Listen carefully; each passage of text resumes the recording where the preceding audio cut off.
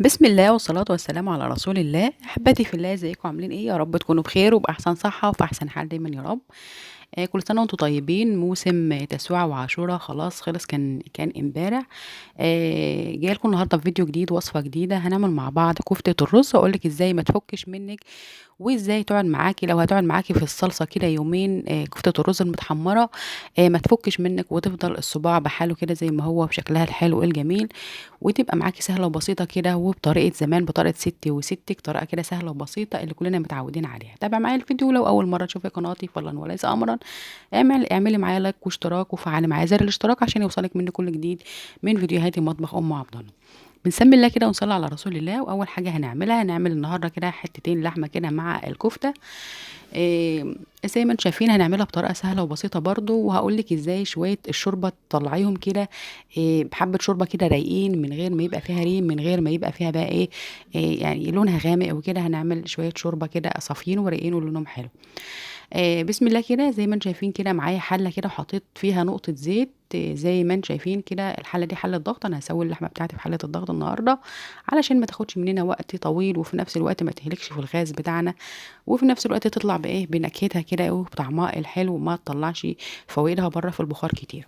حطيت شويه زيت في الحله طبعا، وسبتهم كده لحد ما يسخنوا. واللحمه بتاعتي طبعا كانت مغسوله ومتصفيه كويس قوي من الميه. وبعد كده بعد ما الزيت بتاعي سخن، نزلت باللحمه بتاعتي وحطيتها كده في الزيت، وشوحتها كده عشان تاخد صدمه، علشان ايه الريم بتاعها ما يطلعش، وفي نفس الوقت تطلع الشوربه بتاعتي رايقه كده ولونها حلو وطعمها حلو. هقول لك بقى على تكه كده بتعمليها علشان الشوربه بتاعتك تطلع رايقه. بتعملي ايه؟ بنجيب كده فتله من اللي هي فتله النعناع او فتله الشاي اللي موجوده عندنا، بس تكون ناشفه كده وتكون نظيفه. انا عملت الحته دي، ممكن تعمليها يعني ايه. هقول لك انا عملتها ازاي والنتيجه بتاعتها طلعت ازاي. جبت الفتله دي وفضيت منها المكون اللي كان فيها نعناع بقى او شاي، وخدتها كده وحطيت فيها البهارات بتاعتي او التوابل اللي هحطها بتاعت الشوربه، اللي هو ورق اللوري. زي ما انتم شايفين كده كسرته. طبعا الفتله اتقطعت معايا، واقول لك انا هتصرف فيها ازاي دلوقتي. وطبعا المستكه بقى والحبهان والحاجات اللي زي دي، والفلفل الاسمر. ولما تيجي تحطي فلفل اسمر يفضل ان انت تحطيه، يعني تحطيه كده صحيح، ما تحطهوش ناعم علشان ما يغمقش لون الشوربه بتاعتك ويديكي نتيجه كويسه. طبعا الفتله بتاعتي اتقطعت معايا. هعمل ايه بعد ما احط فيها كل البهارات بتاعتي اللي هي الصحيحه طبعا، المستكه والحبهان والورق اللوري والفلفل الاسمر زي ما قلنا يكون صحيح، بفتله كده وخيط زي ما انتم شايفين بالشكل ده كده. طبعًا هي الفكرة كويسة يا جماعة. أنا شُفتها من واحدة بس، يعني إيه لمّا جيت أجرّبها طبعًا هاقول لِك النتيجة آآ بتعمل إيه، الفتلة بتاعتي كانت خفيفة، كانت ضعيفة. يُفضّل إن أنتِ تعمليها لو هتعملي الخطوة دي بحتّة شاشة كده، من الشاش اللي هو الأبيض اللي إحنا بنستعمله مثلًا تعملي فيه الجبنة في الحصيرة والحاجات اللي زي دي. بتحطّها في بحتّة شاشة. الشاشة بتبقى سميكة شوية ومتماسكة، مش هتتقطّع مع غليان الشوربة، وخاصةً إن أنا حطيتها في حلة الضغط، فالضغط بيبقى فيها زيادة شوية. باحط كمان مع الشوربة بتاعتي جزراية كده مقطّعة زي ما أنتم شايفين، وبصلاية، والمستكة بتاعتي ده في البولة ده أو في البرطمان الصغير ده، مش عارفة اسمها إيه. ده اسمها مستكة يوناني، بتبقى غالية شوية يا جماعة عن المستكة التانية. هي بتاخدي منها يا دقيقة حبّايتين صغيرين كده، بتدّيكِ نتيجة كويسة جدًا. البتاع اللحمة بتاعتي أهي. يُفضّل إن أنتِ لمّا تيجي تشوّحيها تدّيها حُطّها في الزيت وهو سُخن على طول، علشان إيه، ما تنزّلش مَيّتها، وفي نفس الوقت إيه، ما تكشِّش منِّك كده، وتيجي تبُصّي تيجي تاكلي اللحمة بتاعتِك تلاقيها بتشِد معاكِ كده زي الكاوتش وطعمها مش كويس. فأنتِ تحطّيها والزيت سُخن كده علشان إيه، تاخد الصدمة بتاعتها على طول وتتشوّح، وفي نفس الوقت ما تشدِّش معاكِ وأنتِ بتاكليها، ويبقى طعمها برضه كويس. حطيت كمان نُص معلقة صغيرة كده من الكركم، بيدّي طعم حلو أوي، بيدّي لون كويس جدًا للشوربة. والبصلاية بتاعتي والجزراية. وبعد ما شوحت اللحمة حطيت بقى المية بتاعتي، ومش شرط تكون باردة بقى او سخنة. في الحالة دي احنا هنشغل عليها الضغط على طول. وحطيت زي ما انتم شايفين الفتلة بتاعتي بالطريقة اللي احنا قلنا عليها دي، وبقفل عليها بقى الحلة. وطبعا بناخد بالنا من الصمام الامان بتاع حلة الضغط بتاعتنا. لازم يكون مقفول، ولازم الحله بتاعتك الجوان بتاعها او السير اللي هو اللي فيها ده يكون مظبوط. وتكوني متممه الحله بتاعتك كويس قوي، عشان لا قدر الله، لان حله الضغط دي ممكن لو ما عملتهاش كويس ممكن تفرقع منك. والفرقعه دي بتبقى ساعه الفتح يا جماعه، ما تبقاش ساعه القفل. لو قفلت الحلة بتاعتك هتشتغل ضغط كويس، وهتديكي النتيجة في وقت بسيط، مش هتقعد معاكي على النار وقت كتير لحد ما الحاجة بتاعتك تستوي. انما ساعة الفتح بقى هي اللي بتبقى ايه، تاخدي بالك كويس قوي. إيه، تاخدي الحلة بتاعتك كده ايه، لما تفتحيها ما تفتحهاش غير لما ايه، تفتحي صمام الامان اللي احنا عملناه ده، وتفرغي كل الضغط اللي فيها. فتحت صمام الامان وجيتي تفتحي الحله لقيتها لسه ما فتحتش، بتقفلي الضغط تاني وبتاخديها في حله ميه ساقعه او تحت الحنفيه بتبرديها، وما تفتحهاش خالص لحد ما ايه، لحد ما تلاقي الحله بتاعتك فتحت معاكي كويس. في الحاله دي بتبقى امان وبتبقى معاكي كويسه، ما بتبقاش ايه، ما بتبقاش خطر. نيجي بقى نعمل الكفته بتاعتنا. زي ما انتم شايفين الكفته بتاعتي انا كنت فرماها قبل كده، وعلشان الكفته بتاعتك ما تفكش منك تعرفي كويس او وانت بتفرميها ان انت ما تزوديش البصل فيها كتير وما تزوديش الخضره فيها كتير، علشان ايه، الحاجات دي بيبقى فيها ميه.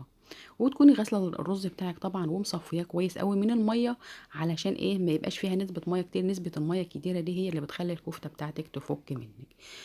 انا بحط مع الكفته بتاعتي، بحط معاها شويه ايه، شويه ذره، اللي هو الذره المشوي، او الذره الفريك، موجود كتير قوي الايام دي يا جماعه، بنعمله وبنخزنه وبن ايه، وبنحطه في الكفته، بيضاعف الكميه وبيدينا نتيجه كويسه جدا جدا. الكفته بتاعتي انا لما بفرزها بحطها، ببططها كده في الكيس زي ما انت شفتوا كده، وبطلعها بقى، ما بتاخدش وقت طويل لحد ما بتفك. وبعد كده بقى ايه، بكون حاطه بهاراتها بقى وحاجاتها كلها وانا قبل ما بفرمها. بجيبها بصبعها بقى، بتجيبي شويه زيت كده علشان ايه، بيخلي الكفته بتاعتك وانت بتصبعها تطلع ناعمه كده وملساء، وبتديكي نتيجه كويسه وشكل كويس للصباع بتاع الكفته، ما تبقاش مخربشه كده ومبقاش ايه، شكلها مش ظريف. طبعا صبعت الكفته بتاعتي زي ما انتم شايفين. بنيجي بقى لايه، للتحمير بتاعها. بنجيب شويه زيت زي ما انتم شايفين في الطاسه كده وعلى النار، وبننزل بالكفته بتاعتنا كده وبنحمرها صباع صباع لحد ما ايه، لحد ما تتحمر، تاخد مننا ايه، لون كويس من فوق ومن تحت. وبعد كده بنطلعها بقى ايه في مصفى. طبعا بقى كلنا عارفين ان الكفته دي، يعني انا كنت عامله كميه كويسه اهو، يعني ايه، بس على ما جيت اطبخ الطبخه بتاعتي واخلصها طبعا كانت ايه، زي ما احنا عارفين زمان بقى يعني هي دي الاكله الوحيده اللي بتتسرق من حواليكي كده وانتي شغاله فيها كده، لا رايحين جايين بقى ايه، كل واحد صباع صباع كده، وتيجي تبص تلاقي الطبخه بتاعتك صفت على ما فيش. الكفته بتاعتنا طبعا عشان ما تفكش منك زي ما قلنا، بتعمليها بقى نسبه الرز اللي فيها، ما بتحطيش نسبه رز ايه، قليله. الرز فيها بيكون كتير يا جماعه، علشان ايه، الناس بتقولك انا بحط ايه، احط نص كيلو لحمه على نص كيلو رز. ليه؟ طب احنا في ايام الغلا دي يا جماعه، انا بحط النص كيلو لحمه بحط عليه كيلو رز، ضعف الكميه عادي، هتديكي نتيجه كويسه وهتديكي طعم كويس جدا. لو قللت الرز ممكن تفك منك، كتري الرز بتاعك، بس ما تكتريش بالنسبه اللي هي غير معقوله، لا يعني ايه، يبقى معقول كده. وفي نفس الوقت الرز بتاعك يكون متصفي كويس قوي من الميه. وما تحطلهاش، في ناس بشوف ناس بتحط للكفته طماطم. الطماطم ما بتبقاش كويسه في الكفته يا جماعه، بتخليها تفك منك كده وما بتبقاش كويسه. فزي ما قلنا بنحط الايه، البصل بتاعنا بنسبه معقوله. ويعني مثلا لو هتحط كيلو رز بتحط عليه بصلتين متوسطين، مش بصلتين كبار.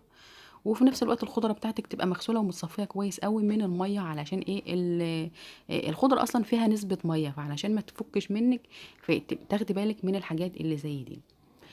لو عندك ذره مشوي حط ذره مشوي، ما عنديش ذره مشوي، في ذره اللي هو الذره الفريك بيبقى حلو قوي برده، بتجيبيه كده من عند العطار، بس تجيبيه من عند حد مضمون، علشان بيبقى فيه رمله او زلطه او اي حاجه من دي، يطلع نضيف معاكي والحاجه بتاعتك ما تبقاش مقرمشه كده وما تضايقكيش في الاكل. حمرت الكفته بتاعتي زي ما انتم شايفين كده. نيجي بقى نعمل شويه الصلصه بتاعتها علشان نحطها في الصلصه بتاعتنا، اللي هي الكفته المتحمره. بحل كده على النار زي ما انتم شايفين كده. وانا بقلي كده في الكفته بتاعتي، في الطاسه لسه شغاله على النار اهي، وحطيت فيها حته سمنه من اللي هي ايه، اللي انا كنت عاملاها قبل كده، اللي هي الخروف، وعملتها زي السمنه البلدي، ونقطه زيت كده على السمنه بتاعتنا. وكمان جبت بصلايه كده وقطعتها مكعبات زي ما انتم شايفين بايدي كده، علشان ايه، انا بحب ايه، بصله الصلصه او بصله اي طبخه بعملها بالصلصه، بحب اعملها مكعبات بايدي. زي ما انتم شايفين الكفته بتاعتي ما شاء الله جميله جدا اهي، متحمره وما فكتش في الزيت، وبرده مش هتفك في الصلصه ان شاء الله. بشوح كده البصله بتاعتي زي ما انتم شايفين. وطبعا الحله بتاعتي عشان الحله اللي هي بتبقى يعني ايه، طالعه بشكل بومبي ده، بتبقى يعني ايه، ممكن تتحرق من الجنب، تاخدي بالك كويس قوي من النار، تبقى النار متوسطه، ما تبقاش النار عاليه قوي طالعه كده على الجنوب، هتلاقي الحله بتاعتك كده اتحرقت من الجنوب، والحاجه بتاعتك ايه، ما احمرتش معاكي كويس. وبحط كمان مع البصله كده مكعب من التوم. بحب اعمل الكفته بتاعت اللي هي الصلصه دي، بحطها اعملها ببصل وتوم، بتديكي نتيجه كويسه. طبعًا الطماطم بتاعتي أنا باكون مسبّكاها، وقُلت قبل كده في فيديوهات كتيرة بتساعدني كويس أوي على على الطبخ، ومش تقعدي بقى كل شوية تقعدي تفرمي طماطم وتشغّلي الخلاط وتغسلي الخلاط، لأ بتكون بنعملها مرّة في الأسبوع أو مرّة كل فترة، بتبقى جاهزة معاكِ وبتسهّل عليكِ الطبخ. هي طبعًا باكون مخزّناها متسبّكة، ما بتاخدش منّي وقت طويل. باحطها كده في على البصلة أو التومة، يا دوبك ما بتاخدش وقت، يا دوبك تفُك بس كده. وبعد كده بانزل بقى عليها بكوبايتين من الشوربة وكوبايتين من الطماطم، علشان الكفتة بتاعتي طبعًا معمولة بلحمة، باحط الشوربة كتير عشان ما تبقاش تقيلة ودسمة كده. وباحط البهارات بتاعتي بقى نُص معلقة كده صغيرة من الكمون، ونُص معلقة من الكزبرة الناشفة المطحونة، وشوية من الشطة، ممكن تستبدلي الشطة بشوية من الفلفل الأسمر، بس الشطة بتخلّي الكفتة بتاعتِك أو الصلصة بتاعتِك لونها أحمر ورايق كده، ما بتبقاش غامقة. وباحط الملح بتاعي طبعًا، باقلّب كلّه كده في بعضه، وباسيبها لحد ما بتغلي، وباطلّع اللحمة بتاعتي بقى تكون استوت في الشوربة. والخطوة دي معلش بقى كانت الكاميرا فصلت منّي، باحط الكفتة، وطبعًا لمّا بنحط الكفتة ما بنحطهاش غير والشوربة بتغلي، ما تحطّهاش والشوربة باردة يا جماعة علشان ما تفُكِّش منِّك. والشوربة بتغلي خالص كده، بتنزلي بالكفتة واحدة، واحدة كده، علشان تقلِّب منِّك على طول وما تتهراش، وفي نفس الوقت ما تفُكِّش منِّك في قلب الصلصة. وما بتاخدش وقت طويل بقى، لإن إحنا محمّرينها يا دوبك كده 10 دقايق أو ربع ساعة بالكتير أوي، غلوتين كده بتقلّبي بقى الكفتة بتاعتِك من تحت كده لفوق، علشان ما تلزقش في أرضية الحلة وتفُك منِّك وتبقى مش كويسة معاكِ.